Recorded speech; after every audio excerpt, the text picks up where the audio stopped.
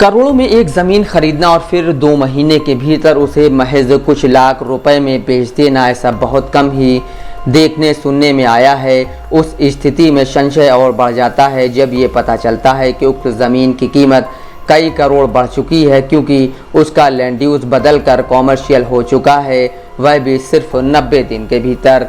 News website news laundry के एक report के मुताबिक हरियाणा के मुख्यमंत्री मनोहर लाल खट्टर के प्रिंसिपल ओएसडी नीरज दफ्तवार के लिए कुछ भी असंभव नहीं है। नीरज दफ्तवार साल 2016 में हरियाणा में भाजपा की सरकार बनने के बाद मुख्यमंत्री मनोहर लाल खट्टर के प्रिंसिपल ओएसडी के तौर पर नियुक्त हुए और अक्टूबर 2022 तक इस पद पर रहे।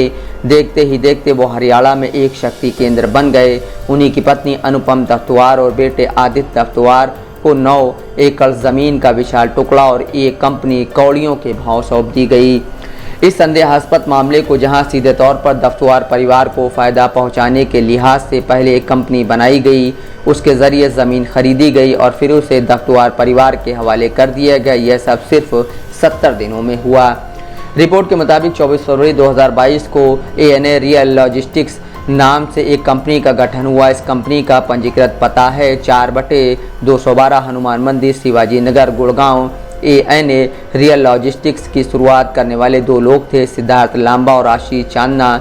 दोनों इसके शुरुआती निदेशक बने। यह कंपनी ट्रांसपोर्ट और लॉजिस्टिक्स का काम करने के उद्देश्य से बनाई गई थी। कंपनी के गठन के ठीक 30 दिन बाद लांबा और चांदना ने रिलायंस कंपनी द्वारा संचालित मॉडल इकोनॉमिक टाउनशिप लिमिटेड से हरियाणा के झज्जर ज़िले में स्थित बादली तहसील के खालिकपुर गांव में 9 एकड़ ज़मीन खरीदी। इसकी कीमत 2 करोड़ 73 लाख रुपए बताई गई। 22 मार्च को ज़मीन खरीदने के बाद 15 अप्रैल 2022 को कंपनी के निदेशक चांदना ने directorate of town and country planning विभाग में भूमि उपयोग परिवर्तन CLU यानी चेंज ऑफ लैंड यूज़ की अर्जी दाखिल की। अर्जी के मुताबिक वो लोग उक्त 9 एकड़ कृषि भूमि के ऊपर वेयर हाउस बनाना चाहते थे। हैरत की बात यह है कि मात्र 19 दिनों में directorate of town and country planning ने उनकी अर्जी मंजूर कर CLU पास कर दिया। हरियाणा भूमि राजस्व विभाग के अधिकारी के मुताबिक आमतौर पर इस प्रक्रिया में कई महीने लग जाते हैं, लेकिन इस लेन देन के पीछे नीरज दफ्तवार थे, इसलिए सारा काम बिजली की तेजी से हुआ। 4 मई 2022 को टाउन एंड कंट्री प्लानिंग विभाग ने लैंड यूज़ परिवर्तित करने की अनुमति दी, लेकिन इसके 2 दिन पहले यानी 2 मई को एक महत्वपूर्ण घटना घटी। सिद्धार्थ लांबा और आशीष चांदना ने एक कानूनी करार के तहत ANA रियल लॉजिस्टिक्स कंपनी और उसकी सारी संपत्तियां अनुपम दफ्तवार और आदित्य दफ्तवार के नाम कर दी। ये दोनों लोग हरियाणा के मुख्यमंत्री मनोहर लाल खट्टर के प्रिंसिपल OSD नीरज दफ्तवार की पत्नी और बेटे हैं। लांबा और चांदना ने इस हस्तांतरण की वजह बताई कि उनके पास वेयरहाउस बनाने और ट्रांसपोर्ट लॉजिस्टिक्स के व्यापार के लिए पैसे नहीं हैं।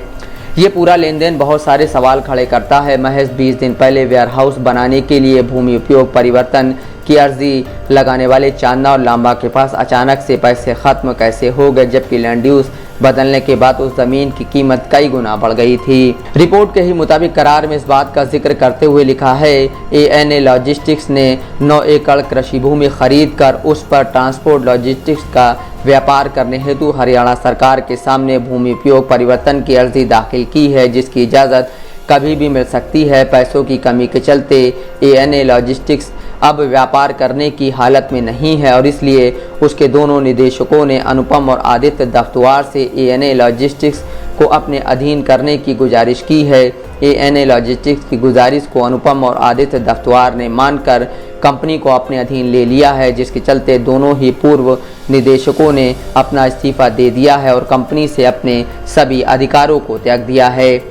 इस मामले से जुड़े जानकार बताते हैं कि पहले दिन से ANA रियल लॉजिस्टिक्स कंपनी दरअसल नीरज दफ्तवार की ही थी। ANA का अर्थ है अनुपम, नीरज और आदित्य।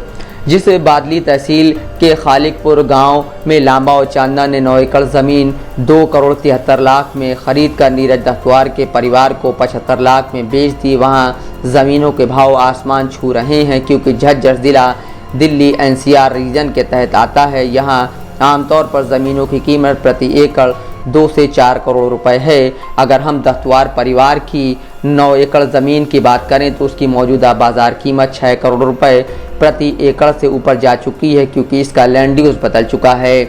लगभग 70 दिनों के भीतर हुआ यह सारा खेल कई सारे सवाल खड़े करता है। लांबा और चांदना, जिन्होंने ANA लॉजिस्टिक कंपनी का गठन किया, गुड़गांव स्थित एवेक ग्रुप नाम की एक कंपनी में काम करते हैं। यह कंपनी प्रॉपर्टी मैनेजमेंट का काम करती है, जिसके गुड़गांव के अलावा दुबई और सिंगापुर में भी दफ्तर हैं।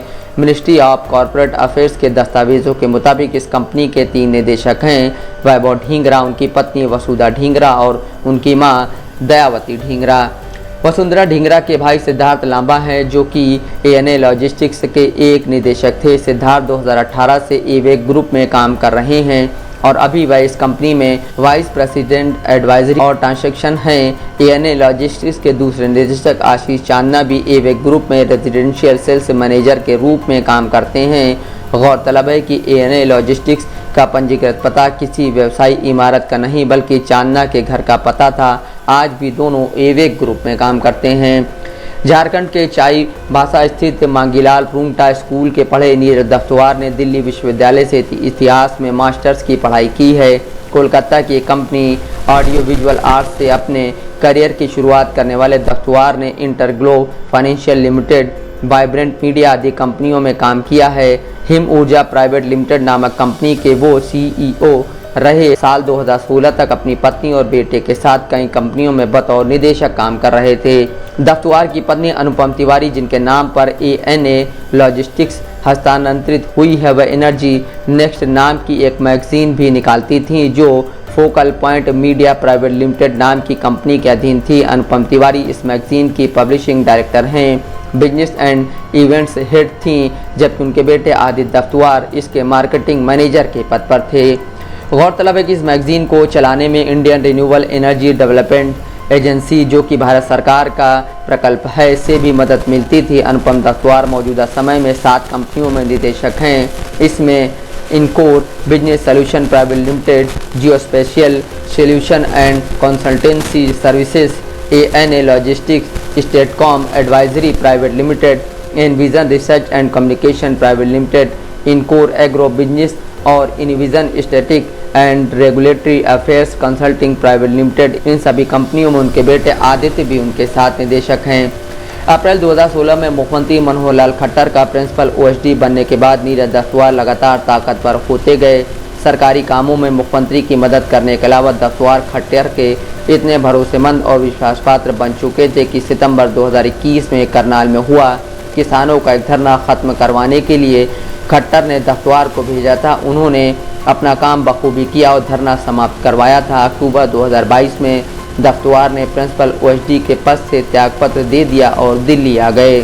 जानकार बताते हैं कि दफ्तवार के अवैध लेन देन की भनक भाजपा में ऊपर तक लग गई थी, इसलिए उन्हें चुपचाप हरियाणा से हटाकर दिल्ली शिफ्ट कर दिया गया। लेकिन आज भी वो हरियाणा सरकार के कामकाज में गहरी दखल रखते हैं।